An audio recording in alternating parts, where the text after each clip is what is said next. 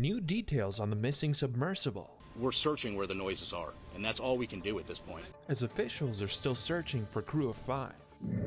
A high school faces backlash. To say that they are bad or wrong or that they shouldn't exist and don't belong there is so deeply harmful. For the organization they let into their campus.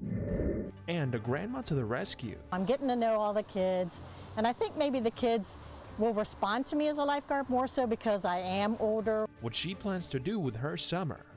These stories and more coming up on Newsbreak. Hello, South Florida. I'm Tanya Jimenez. I'm Amanda Gray. Today's Thursday, June 22nd, 2023.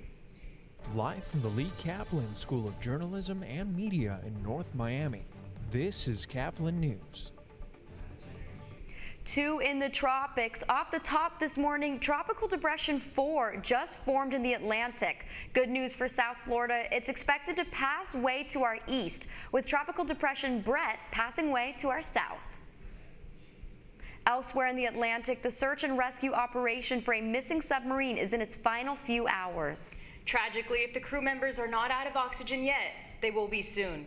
CNN's Gloria Pazmino is in St. John's, Newfoundland this morning. Efforts have been critical since Sunday when the vessel first went missing, but now the window of time for a successful rescue is starting to close. Oxygen levels are likely at their lowest for the crew on board. And today, rescue efforts at sea level and below the surface will significantly increase with sonar technology and ships all trying to determine where the sounds that have been detected are coming from. The frantic search to find the missing Titanic expedition sub is expanding. 5 more ships are expected to join the rescue efforts Thursday, bringing the total to 10. This is an incredibly complex search operation. The search now has expanded to 10,000 square miles as of Tuesday. Planes are also searching by air. France now aiding U.S. and Canadian crews. We're incredibly grateful for the full spectrum of international assistance that has been provided. But as oxygen levels dwindle, so does hope. Officials worry there's just hours of breathable air left on board. 5 people in a small submersible, all breathing out carbon dioxide with no ability to remove that carbon dioxide for this length of time becomes the problem. A glimmer of hope Wednesday as sonar buoys detected sound in the water, but it's unclear if the noises are actually coming from the sub. One expert says the 5 people on board the OceanGate sub, including the company's CEO, would know that making sound is their only chance of being found. You want to let people know we're alive, and with hopes that, and he knows that unless he makes that kind of a sound, that's the only chance they have in the pitch black of the deep sea. Those who are watching this operation, including friends of some of those who are on board, including the CEO and the diver, are hoping that they are best experienced at trying to figure out how to conserve oxygen. They are all clinging to hope that they'll be found soon. Reporting from Newfoundland, Gloria Pazmino, back to you. After 8 days of testimony, the prosecution has now rested its case in the trial of Scott Peterson. Peterson is the school resource officer who was on duty during the 2018 mass shooting at Marjory Stoneman Douglas High School. The prosecution has accused Peterson of taking cover outside of the school and failing to engage with the shooter. He's currently facing 7 counts of felony child neglect for 4 students killed and 3 injured. If Peterson is convicted, he could be facing life in prison. A high school is facing backlash for allowing a transgender detransitioning event titled Transgender Care, Helpful or Harmful to be hosted. It was Tuesday at the school in Vermont. Caplin's Howell Ezel has more from the control room. Although the event was not school sanctioned, controversy has sparked because of the message it delivered. The event featured a guest speaker, Walter Hayer, who transitioned from male to female in the 1980s and ended up detransitioning back after finding the process didn't change his gender dysphoria. The sheer topic of the event led to hundreds of protesters gathering outside of the school to showcase their disapproval. Amanda Rodenberg from Outright Vermont, a queer youth service organization, says people choosing to detransition is very rare and not everyone has the same journey.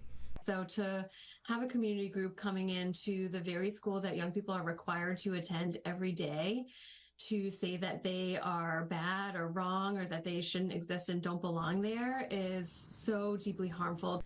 The Transgender Care, Helpful or Harmful event was hosted by the group Parents' Rights to Education, who describe themselves as advocates for parents to make decisions regarding their children's schooling.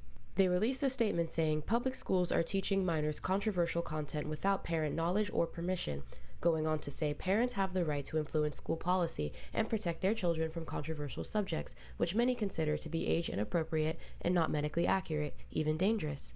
The main question on everyone's mind is why the school is allowing the event to take place.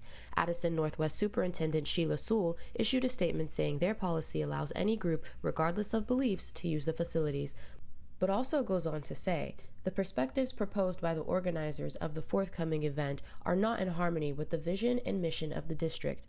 We will persist in educating and supporting students in a manner that celebrates diversity and upholds the principles of equity. With school out of session for the summer, the Agency of Education says school districts can allow people to use their facilities, as long as it doesn't pose a security issue. For Caplin News, I'm Hawa Ezel. We're in the middle of a historically hot June, not just here, but all across the U.S. And as Caplin News' Lan Abu Tarbouche reports, yesterday it became official with the start of the summer season. Wednesday was the first day of summer, and experts are predicting a scorching season ahead for much of the country. While kids are looking forward for no school, water fun, and ice cream, the planet faces some concerning challenges. We are now in this summer season of severe weather events. The heat wave in Texas is reaching alarming levels. Multiple cities have broken heat records this week, causing concerns about the strain it puts on the power grid. A photo from Central Texas shows cookies baking in a car. However, the rest of the country isn't off the hook either. Official predicts above average temperatures in most states this summer, even in the Midwest, where toasty waters are a concern now due to a record-setting ocean warmth. Some fish simply aren't built to handle excessive heat, and when the water gets too hot, they die. Expert predicts that the next 2 years will bring even broader records as El Niño combines with the ongoing effects of climate change. Countries can prepare fresh water. They can prepare for potentially upcoming drought or an increased risk for drought or an increased risk for flooding. Reporting for the Caplin News, I'm Lan Abu Tarbouche. Hidden danger, we're learning the giant blob of seaweed piling up on Florida's coasts, and it could be carrying dangerous bacteria. The seaweed called sargassum is a perfect environment for vibrobacteria to grow. When it's mixed with Florida's dangerous heat, it can cause flesh-eating infections. The bacteria can enter through minor wounds, and although rare, infections can be severe. Experts advise people to stay away from clumps of the seaweed and beaches filled with it. Chocolate lovers, satisfying your cravings is about to get more expensive. A deficit is causing cocoa prices to rise even more. Experts say cocoa harvesting is being affected by crop disease and heavy rains. The forecast of the climate phenomenon El Niño is another reason, as its warm temperatures are poor conditions for growing cocoa. Some chocolate companies say prices have historically been too low to sustain African cocoa farmers. Tied 1-1 in their series with the Blue Jays, it all came down to Game 3 for the Marlins. That's still ahead, and so is the story. I think it's great to be able to sit out here, enjoy the nice weather. Not today maybe, but on other days. Saving lives and saving summer, how one senior citizen becomes a community hero. Newsbreak will be back in 2 minutes.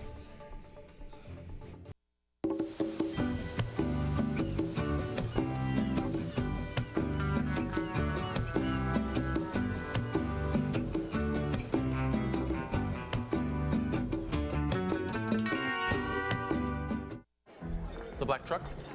Hey, Christina from accounting. Yeah, hi. Hey, I used to date a girl named Christina. Oh, really? Yeah, and then she dumped me for my best friend. You want to see some photos of them that I took? I don't. I thought we talked about this, buddy. Buzz and overshared again? Yeah. Yeah. I'm gonna call a car. That's a smart idea. So yeah, I know, that's why I did it. Hey, you're gonna get back to the top of the mountain. Does that mean I'm gonna get back with Christina? No. Oh. No.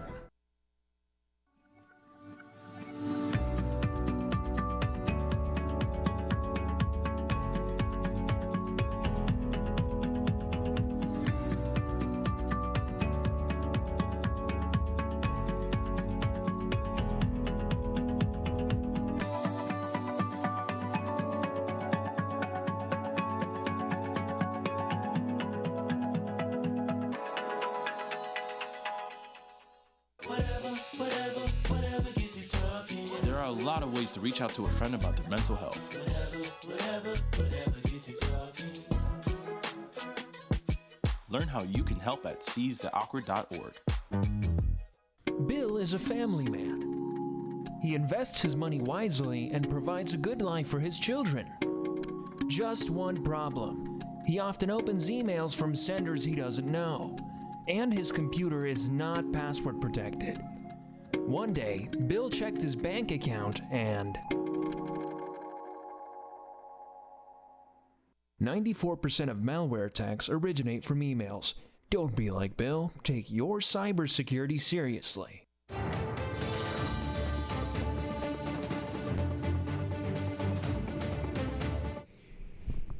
An unexpected lifesaver is keeping kids and summer alive. A Cincinnati grandmother gets a new summer job to give kids in her community more time in the pool. CNN's Ashley Smith has more with the story. At Montgomery Town in Sycamore Township, residents enjoy amenities like basketball and tennis courts, green space, and a swimming pool. But that pool has to be staffed with a lifeguard for it to be open. That's where 66-year-old Gail Rogers comes in. Rogers is on the board at Montgomery Town, and she learned there was a need to hire more lifeguards or the pool would have to close on certain days. There's a need out there, and there's a population that could fill that need. I think it's great to be able to sit out here, enjoy the nice weather, not today maybe, but on other days, and it kind of keeps you in shape. You find out that you can do things that you weren't real sure you could do, like swim 300 yards. Rogers says she was a lifeguard when she was a teenager and figured she could give it a shot again. She took all the classes and became certified last year. Now she fills in when the other lifeguards need time off. I have a dog, so I walk the neighborhood. I know a lot of people with dogs, but I don't necessarily know a lot of young couples with kids. So I'm getting to know them. I'm getting to know all the kids. And I think maybe the kids will respond to me as a lifeguard more so because I am older, where they might take advantage of a